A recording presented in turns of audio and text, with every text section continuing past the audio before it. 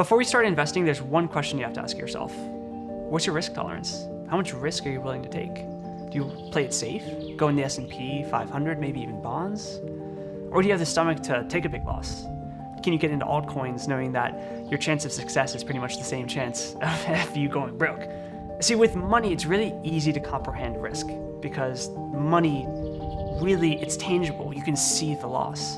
But with sales gigs, it's pretty much the exact same thing. The difference is opportunity cost and time. But because they're not as tangible, people don't think about them. See, with sales gigs, we have to think to ourselves, are we okay putting our time into a company that might get seriously outsized returns for us, but at the same time might not be in business in a week? Or do we want to focus on stability and long-term stable income?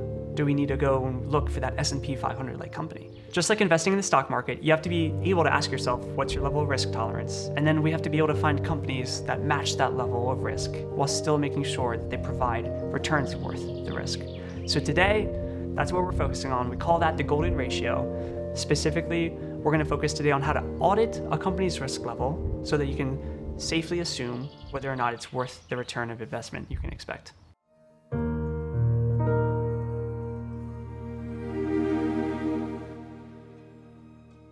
Setting agenda for today's lesson, you guys should know every single time. First thing we're going to do, set agenda, set agenda, set agenda. There's a reason you're going to see come phase 3 as to why we do that. In today's lesson, we're going to have 2 topics. Topic number 1 is how to accurately assess the risk with said company. Topic number 2 is going to be how to take that risk and see if the comp plan is fair for both the sale difficulty and risk associated with that company. I love talking about this stuff because nowhere else have I ever seen someone actually talk about risk. And nowhere talks about the golden ratio, but no one even talks about the fact that not all companies are created equal. Some companies are incredibly risky to work with. They are doing really well one week and then just don't exist the next week. Some companies, candidly, they're like altcoins. They have high highs and then when they're low, they're just gone. Some companies, though, like I said, they're like the S&P 500. They'll be there in 50, 60, 70 years. Number 1, just to be able to know that and know that not all companies are created equal gives you leverage above most other sales reps in the market. But number 2, most other reps, they're always looking for the greener grass on the other side. And you're going to be able to pick the right company for you with complete awareness as to what you're getting into, which no one else in the industry is doing. And so truly, I'm excited for you. I know you're in here for the tactical sales stuff, but this pre-tactical stuff is probably more valuable in the long run because, and I'll get into this with offers everything, the company you work with is the biggest deciding factor to your success or not. And right now what we're doing is just making sure that you have every tool necessary to be able to pick that company effectively. Anyway, topic number one, there are 5 main factors that we're gonna look at when we're assessing a company's risk. And I'm gonna name them in order from most important to least. They're all very important, but there are things that we have to prioritize. So number 1 is company age. We'll call that factor A. Factor B is offer age. Factor C is team size.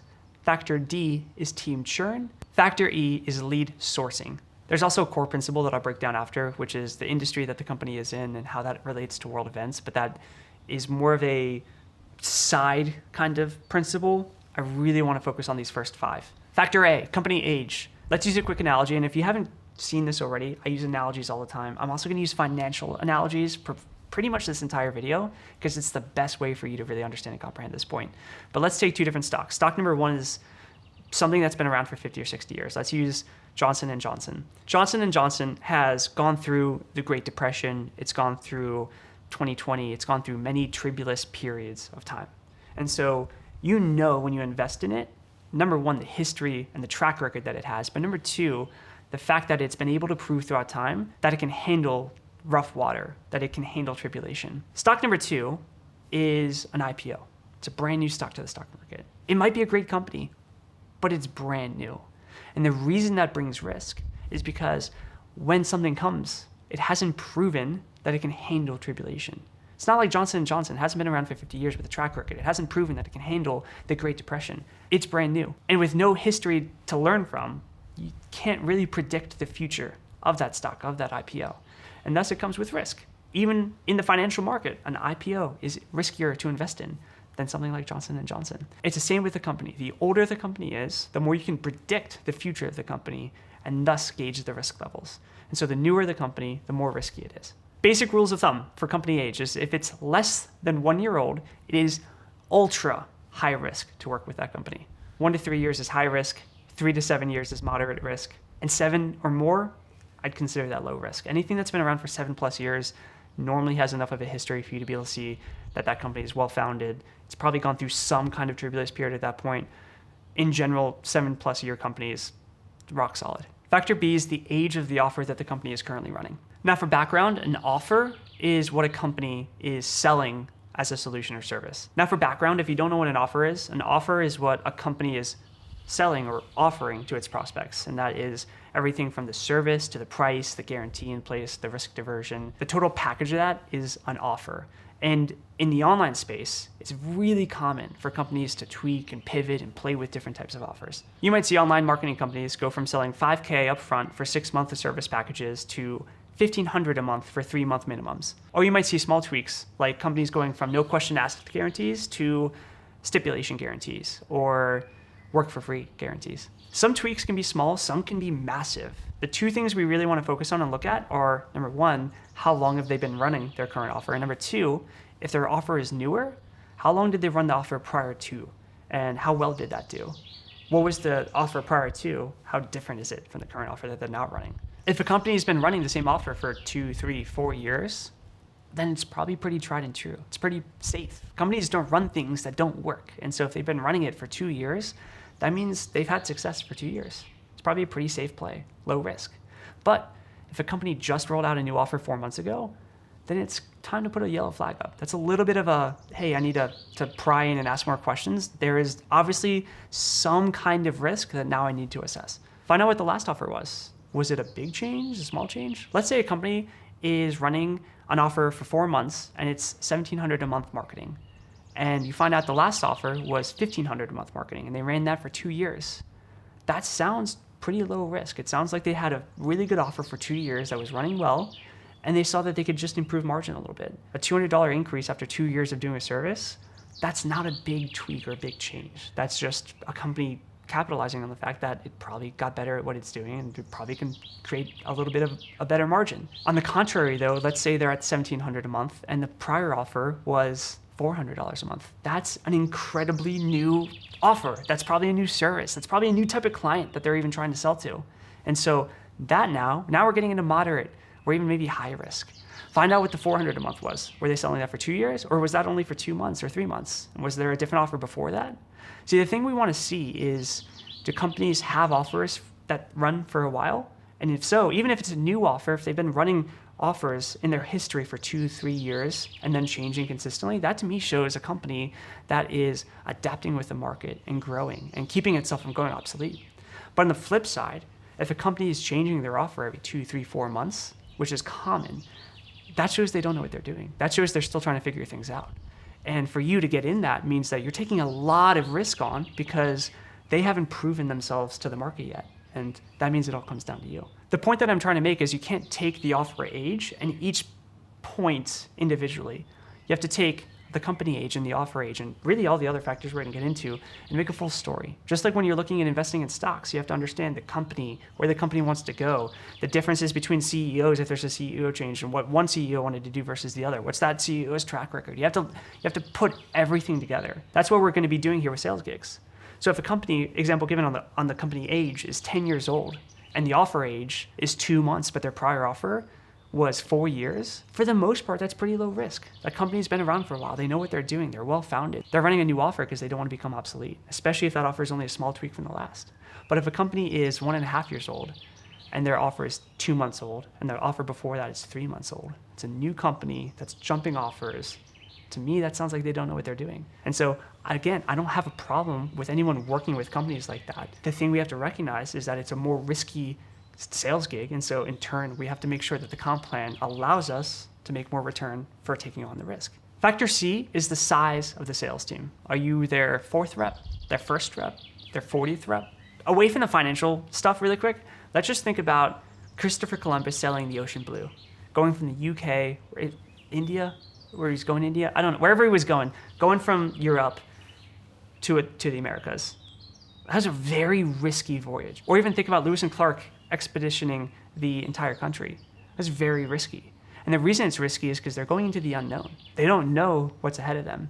We're like, let's bring this back for a second. For me to go to California from the East Coast to the West Coast, not very risky because I know what to expect. For people to come from Europe to the US now, not very risky because they know what to expect. But the same logic applies to a sales team. If you're their first or second rep, you're taking on a lot of risk because you don't know what to expect. That company is newer to having a sales team. They might not know how to run the sales team. They might not know how to actually compensate the sales team. They might not have operations in place to help a sales team. But if you're their 40th rep, they kind of have experience at that point. You kind of know, based on the other 39 reps, what to expect. They know what to expect. Now it's like going in modern day from the US to Europe. It's expecting the expected, so it's low risk, right? Sales team size, it's the third down because it's not the most important, and actually precess is really the only reason I have sales team size. And here's precess is point number 4, which is sales team churn, which we'll get into in a second. But more than anything, if you are one of the first reps a company's ever had, then realistically, what that allows you to do is know this is more risky because they've never had a sales team before. You are their guinea pig at that point. And if you're someone's guinea pig, then 100% the comp plan has to make sure that the guinea pig gets rewarded for taking the risk on. Factor D is sales team churn. Sales team churn or team churn is how many people leave a company and have to be replaced. And what you're really focused on here, more than anything, is how long does the average sales rep stay at a company for? Obviously, the longer that a company has a history of keeping sales reps for, the better. If sales reps stay for a while, it's because they're being taken care of. They're making money. They're enjoying their time there. But if they're leaving quickly, that tends to mean they're not being taken care of. They're not making money. Things are being said that aren't being done. Promises aren't being fulfilled. And so the churn that we actually care about is realistically, if I can reword that, the average lifetime of a sales rep at said company. Do they churn reps every 2 months? I'd consider that pretty high risk, probably ultra high risk. I really wouldn't touch that. Every 6 months? Now we're getting the high risk territory. They churn a rep every year, starting to get to moderate. Churn a rep every 2 years, now we're getting to low risk territory. And there's 2 ways to find that number out. Find out the churn of a sales rep or the average lifetime of a sales rep. Number 1 is if we're talking to bigger companies, enterprise, large sized companies, where you're really not even talking to the business owner, you're talking to someone who's just interviewing for you. Companies like that, you can just ask. They normally have that stat, and they actually are pretty much always inclined to want to share it. Larger companies usually keep reps around for a longer time. So they'll say, yeah, our average rep stays for X amount of time. But smaller companies, you have to kind of do the math because sometimes, number 1, they'll just be, as much as I hate to say it, just not honest about it. But number 2, sometimes they just don't know it. And so with a smaller company, you want to ask, how long have they had a sales team for? If they've had a sales team for 2 years and they've had 10 reps that they've hired in totality and 6 have left, that means 6 leave every 4 months. That's pretty high risk. That's ultra high risk. I don't know if I'd even consider working with them at that point because if reps are leaving every 4 months, that company's probably not doing things very well. Remember what I said before, most reps, they don't have training that goes over stuff like this. And so what you're actually doing is benefiting from the lack of education that other sales reps have. Remember what I said earlier, most people don't have training on stuff like this, right? They don't know how to audit a company's risk properly. And so what they do is they get into a company that's more risky, the company doesn't play out or the operations aren't there for whatever reason, they leave. And what that does is it gives you data to make a more informed decision with. By going through this training and understanding that companies are not equal, right? And some companies are more risky than others, by just even knowing that and knowing how to look at that, you're taking other sales reps' failures, if you will, or mistakes, and building a data pool that now you can actually assess to make a more informed decision as to whether or not you want to work with that company. If you actually really think about it, that's really fucking cool. It's like you're playing the stock market, but no one even knows it's the stock market that has data and it's tied to it. And so you can just make way more informed decisions than any other sales reps. That bonkers to me. It's crazy to me that no one else goes over this stuff, but you have it. Anyway, factor E, last factor, is lead sourcing. How does that company source its leads? How are they getting the leads that turn into sales calls for you? And there's really one reason that I actually added this as one of the factors to look at. And it's because in today's online world, what most companies are doing is sourcing their sales team specifically from leads that are coming with ads. We actually call these media arbitrage companies. And what they do is they just run ads and nothing else to fill calendars. And that's actually really risky for sales reps for 3 reasons. Number 1, let's just say their ad manager goes down. I've seen companies that rely on ads, their ad manager goes down, and their sales team's not fed for 3 weeks, months. Imagine going 3, 4, 5, 6, 8 weeks without calls because they can't fill your calendar because they can't run ads. It's very risky when a company relies on one source of traffic, specifically ads, but really anything else, but one source of traffic to fill your calendar. And so lead sourcing is something we have to look at. Number 2, on top of that, is calls that are actually coming from ads. Leads are not created equal. Just like companies are not created equal, leads aren't either. Calls coming in from ads, they're harder to close. I'll talk about this more in topic number 2 when we get into comp plan and sale difficulty. But if a company is only feeding your calendar from ads, that actually adds to the difficulty of a sale, which really needs to be reflected in the comp plan. And the third reason that ads specifically are more risky to you is because as a company grows, you start to get into what's called diminishing return. And ads also become more expensive.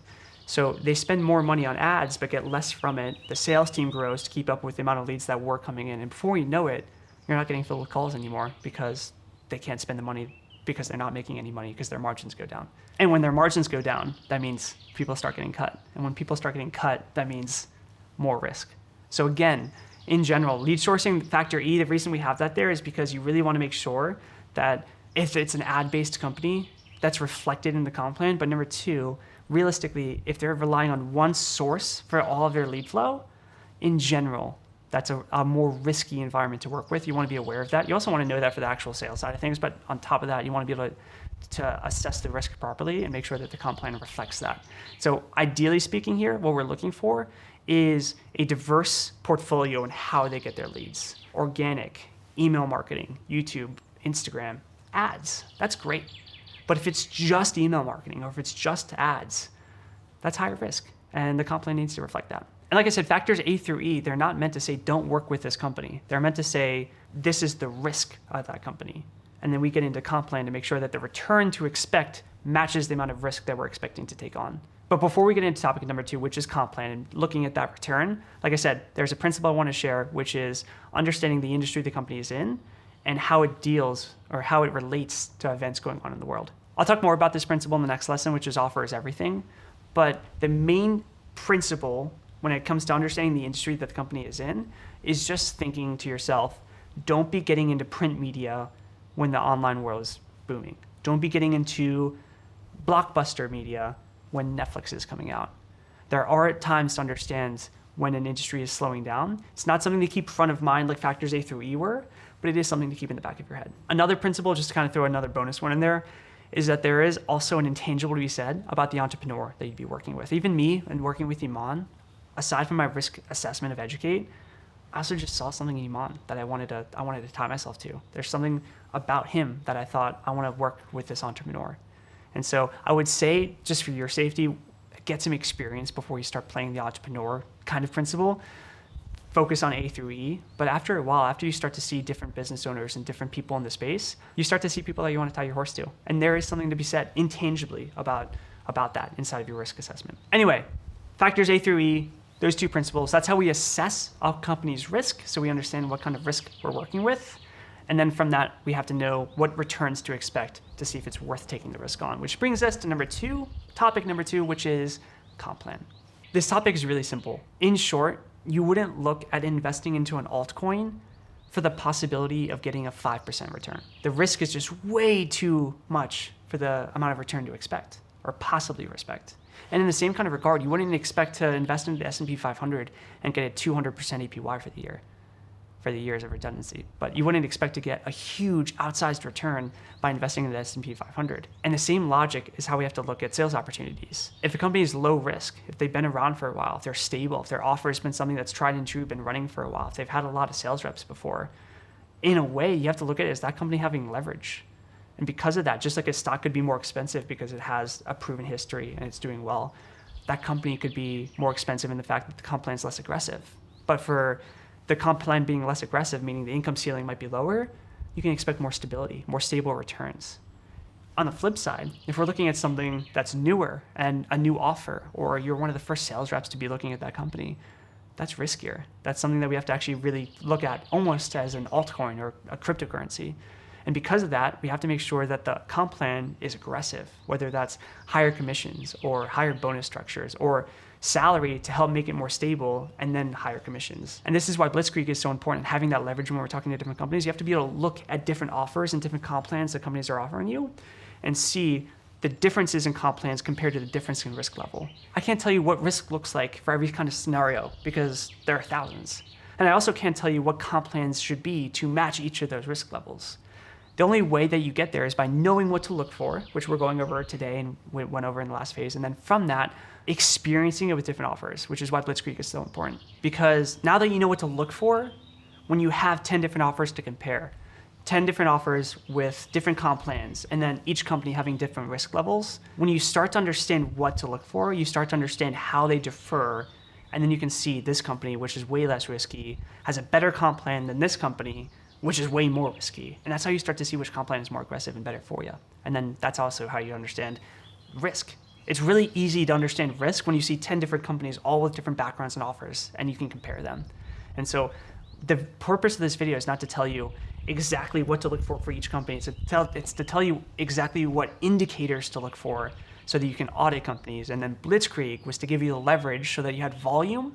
And then with volume and understanding which indicators to look for, now you have the ability to analyze. And that's what's going to give you the edge above other reps. The other side to comp plan is sale difficulty. I want you to take a second to think of a barometer, horizontal barometer, or like a horizontal thermometer.